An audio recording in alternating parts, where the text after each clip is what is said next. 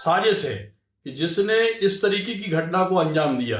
क्योंकि जब टीआई साहब और पुलिस फोर्स आवाम को रोक रही थी, आवाम अंदर आने की कोशिश कर रही थी, तो दोनों में झड़प हुई। इनने लाठीचार्ज किया तो किसी असामाजिक तत्वों द्वारा वहां से पत्थरबाजी होने लगी।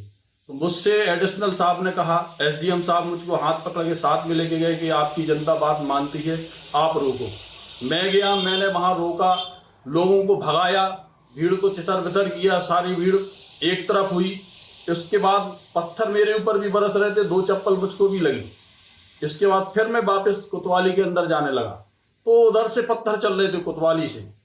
पुलिस भी उधर से पत्थर मार रही थी, टीआई साहब भी पत्थर मार रहे थे। तो फिर मैं बगल से बाहर निकल गया कि अब तो यहाँ माहौल खराब है। जिस बर्बरियत और जुल्म के जरिए इख्तिदार के इस घुमंड में डूबकर जो बीजेपी की वहाँ की सरकार ने हाजी शहजाद अली के घर को डिमोलिश किया, बुलडोजरों से ज़मीन दोस्त कर दिया, और साथ ही साथ उनकी तमाम 3 कारों को भी बुरी तरीके से उसको डैमेज कर दिया, मैं इसका कंडेम करता हूँ।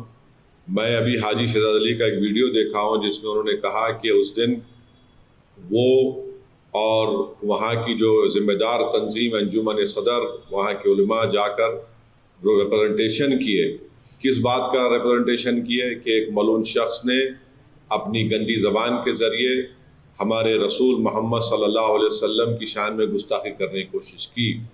और जब वहाँ पर वो लोग रिप्रेजेंटेशन दे रहे थे, जिसमें additional SP, deputy collector, SDM साहब भी थे, तो फतरमबाजी शुरू हुई।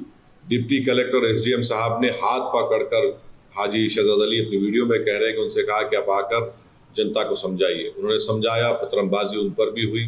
तो हम अपने मुख्यमंत्री जी से ये गुजारिश करेंगे कि आपके पास सच्चाई नहीं पहुंची, और जो हमारी पुलिस प्रशासन है इसको भी गुमराह कर दिया गया मेरे बारे में।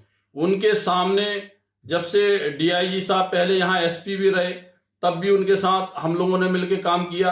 कभी भी ऐसी घटना को कभी भी अंजाम किसी ने नहीं दिया।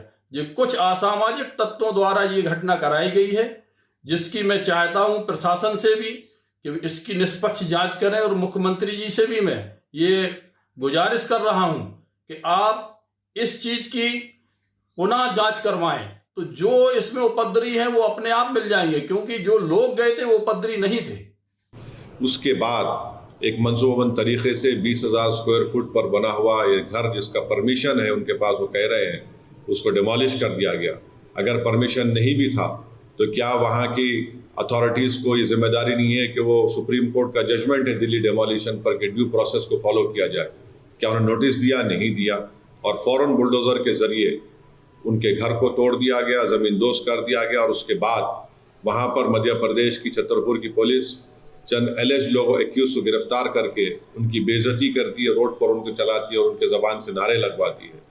मैं ये कहना चाहूँगा कि सरकारें चलती हैं तो रूल ऑफ लॉ से चलती है, रूल ऑफ मॉब के जरिए नहीं।